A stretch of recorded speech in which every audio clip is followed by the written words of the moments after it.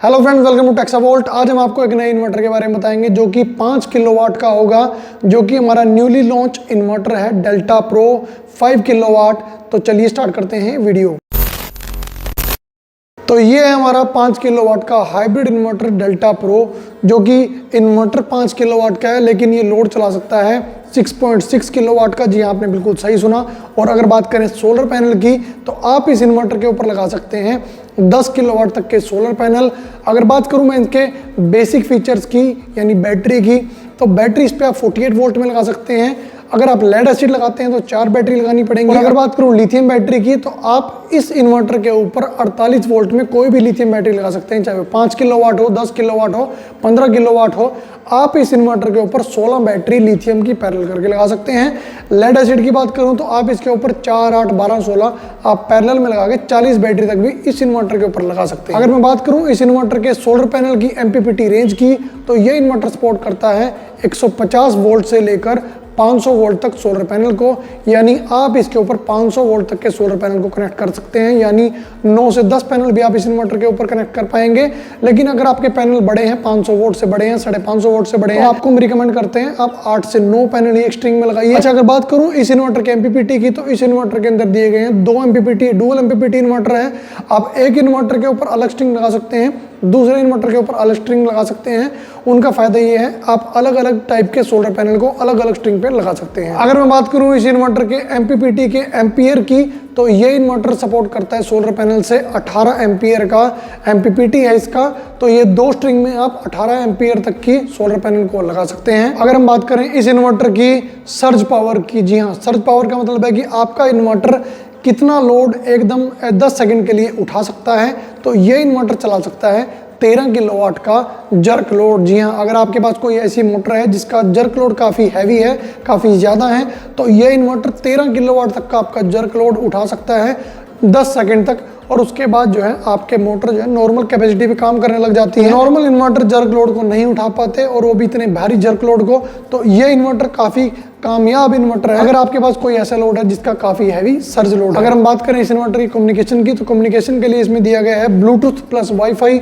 आपको इसकी dedicated app मिलती है जिसके थ्रू आप मोबाइल में इस इन्वर्टर का सारा डेटा देख सकते हैं, इसको वाईफाई से कनेक्ट करने के बाद। और साथ में आप इसको ब्लूटूथ से भी कनेक्ट कर सकते हैं अगर आपके यहाँ पे वाईफाई का कनेक्शन नहीं है। अगर हम बात करें इस इन्वर्टर के कंटिन्यूअस एसी करंट, यानी आप इस इन्वर्टर के ऊपर कितना एसी करंट चला सकते हैं, तो इस इन्वर्टर के ऊपर आप 22 एम्पियर तक का एसी करंट भी यूज कर सकते हैं। बात कर लेते हैं ये इन्वर्टर हाइब्रिड इन्वर्टर है, तो ये इन्वर्टर सिंगल फेस है या 3 फेस है। ये इन्वर्टर सिंगल फेस रहेगा 5 किलोवाट का। और अगर हम बात करें इस इन्वर्टर को आप कल को एक्सटेंड कर सकते हैं, पैरेलल कर सकते हैं, नहीं तो हाँ बिल्कुल आप इस इन्वर्टर को पैरेलल भी कर सकते हैं, जिससे कि आप इस 5 किलोवाट इन्वर्टर को 5, 10, 15, 20, 50, 60 जितना चाहे उतने किलोवाट तक बना सकते हैं। इसके बाद अगर हम बात करें बैटरी के चार्जिंग और डिस्चार्जिंग करंट की, तो इस इन्वर्टर से आप बैटरी को 135 एम्पियर से चार्ज कर सकते हैं और 135 एम्पियर का करंट को डिस्चार्ज कर सकते हैं। जी हाँ, आपने बिल्कुल सही सुना। तो ये इन्वर्टर काफ़ी हाई कैपेसिटी इन्वर्टर है। ये जो इन्वर्टर है ये 2 वेरिएंट में आता है, 2 इयर्स वारंटी में और 5 इयर्स वारंटी में।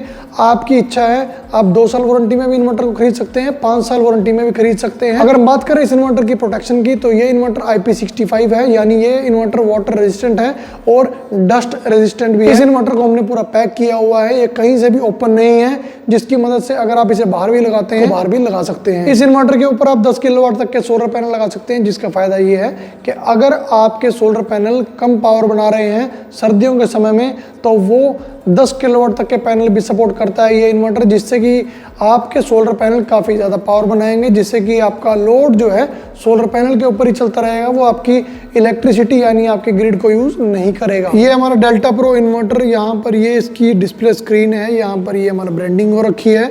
राइट साइड में यहाँ पर इसके स्पेसिफिकेशन दिए गए हैं। ये हमारा डेल्टा प्रो गैलेक्सी 5 के इन्वर्टर। और लेफ्ट साइड में ये इसका रोटरी स्विच दिया गया है सोलर पैनल का।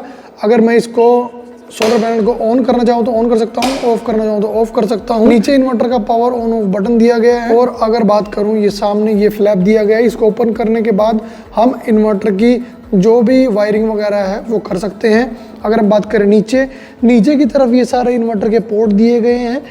यहाँ पर ये आपको दिखाई दे रहा है, जैसे यहाँ पर ये इसका ग्रिड और जेन पोर्ट दिया गया है, ये लोड का पोर्ट दिया गया है, ये कम्युनिकेशन का पोर्ट है, ये बैटरी का पोर्ट है, ये सोलर पैनल का पोर्ट है। यहाँ पर ये दिया गया है वाईफाई का पोर्ट। वाईफाई इस इन्वर्टर के अंदर इनबिल्ट ही है, तो आपको एक्स्ट्रा कोई वाईफाई लगाने की ज़रूरत नहीं पड़ेगी। यहाँ पर ये इसकी डिस्प्ले स्क्रीन दी गई है, ये इसका इंडिकेटर दिया गया है। अभी ये रेड है क्योंकि इन्वर्टर अभी वर्किंग नहीं है। तो यहाँ पर ये इसका टाइमिंग दिया गया है, ये वाईफाई का सिग्नल है। ये आपका यहाँ पर फॉल्ट दिखाएगा, जैसे अगर मैं इसको दबाऊँ तो यहाँ पर ये आप देख सकते हैं, यहाँ इन्वर्टर के सारे फॉल्ट लिखे आएंगे।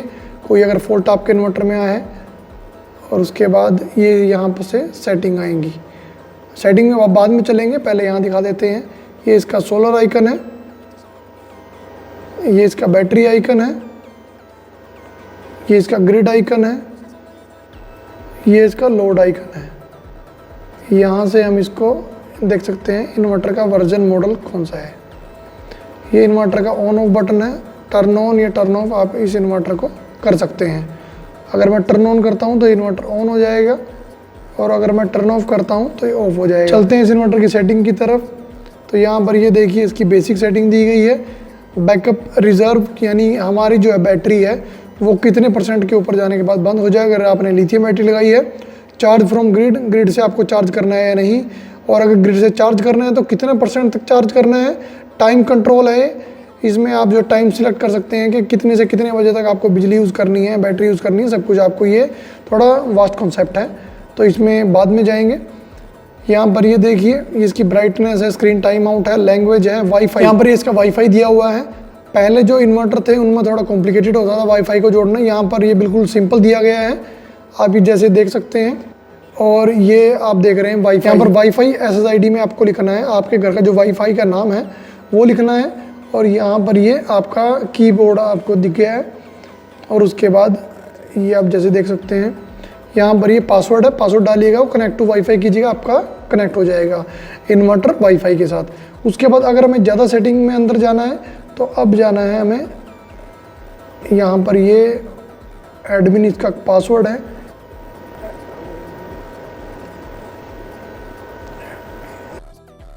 अब यहाँ पर अगर हम देखें तो यहाँ पर ये फर्स्ट नंबर की सेटिंग है, इसमें डेट है, टाइम है, ब्राइटनेस है, स्क्रीन टाइम आउट है, लैंग्वेज है। उसके बाद ये सेकंड नंबर की सेटिंग है कि सेटिंग है ग्रिड की, ये इसका जो है स्टैंडर्ड कोड है IC नंबर, और ये चार्ज फ्रॉम ग्रिड से चार्ज करना है, यानी कितने % पे करना है, और मैक्सिमम ग्रिड चार्ज पावर यानी कितनी मैक्सिमम हमें जो है मीटर से पावर लेनी है चार्ज करने के लिए। उसके बाद चलते हैं थर्ड नंबर की सेटिंग पे, तो यहाँ पर ये वर्क मोड है, इसमें आता है सेल्फ कंजप्शन के भी हमें खुद के लिए यूज़ करना। फीडिंग प्रायोरिटी का मतलब है कि आप इसमें बिजली को एक्सपोर्ट करना चाहते हैं, पहले उसको प्रायोरिटी पे। बैकअप मोड पे कि आप पहले बैकअप लेना चाहते हैं, जो है बैकअप यानी आप बैटरी मोड पे आप इसको यूज़ करना चाहते हैं। उसके बाद CT सेंसर है, अगर आपने CT सेंसर लगाया CT सेंसर पे क्लिक कीजिए, नहीं तो डिसेबल कर दीजिए। वैसे इस इन्वर्टर में आपको CT सेंसर लगाना ज़रूरी है। अब CT का लोकेशन क्या है, ग्रिड साइड लगाया, लोड साइड लगाया है, वो सब ऑटोमेटिकली फीड होता है। हमारे इन्वर्टर में आपको सारे सेटिंग जो है डिफ़ॉल्ट मिलती है। पावर फ्लो डायरेक्शन यानी CT की डायरेक्शन पूछ रहे हैं कि आपकी जो CT की जो आपने लगाया किस डायरेक्शन में, तो उसका पावर फ्लो का डायरेक्शन क्या है, फ्रॉम ग्रिड टू इन्वर्टर है या इन्वर्टर टू ग्रिड है। उसके बाद ये मैक्सिमम फीड इन ग्रिड, अगर आपके यहाँ पर नेट मीटर नहीं लगा हुआ तो यहाँ पर 0 कर दीजिए, अगर नेट मीटर लगा हुआ है तो यहाँ पे आप जो है मैक्सिमम पावर कर दीजिए 6.5 किलोवाट, तो यहाँ पर आप उसको कर सकते हैं जो है कीबोर्ड की मदद से। चलते हैं फोर्थ नंबर की सेटिंग पे, तो यहाँ पर ये बैटरी है, बैटरी टाइप आप सिलेक्ट कर सकते हैं कौन सी बैटरी है। अगर आपके यहाँ पर पानी वाली यानी लेड एसिड बैटरी है तो आपको लेड एसिड सिलेक्ट करना है, अगर आपके यहाँ पर लिथियम बैटरी है तो पाइलोन सिलेक्ट करना है आपको। उसके बाद ये देखिए SOC मोड पे करना है, यानी आपको परसेंटेज में करना है या वोल्टेज मोड पे करना है। अगर आपकी लिथियम बैटरी है और वो कम्युनिकेट करती है तो आपको SOC मोड पे रखना है इसको, और अगर आपका लेड एसिड बैटरी है तो आपको यहाँ पे जो है वोल्टेज मोड पे रखना है इसको।